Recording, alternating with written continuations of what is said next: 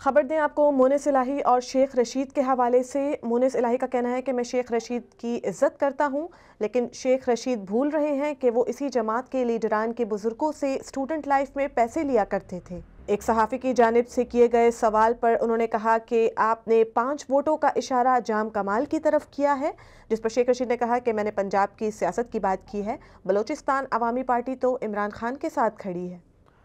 वाज़ेह रहे कि इससे पहले कोयटा में मीडिया से गुफ्तगू करते हुए वज़ीर दाखिला शेख रशीद अहमद का कहना था कि मैं उन लोगों की तरह नहीं हूँ जो 5 सीटों पर सूबे की वजारत आला के लिए ब्लैकमेल करें।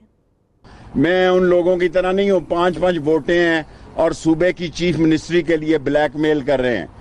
नाज़रीन, फिर वक्त के लिए इतना ही। मज़ीद खबरों से जुड़े रहने के लिए देखते रहिए BN TV।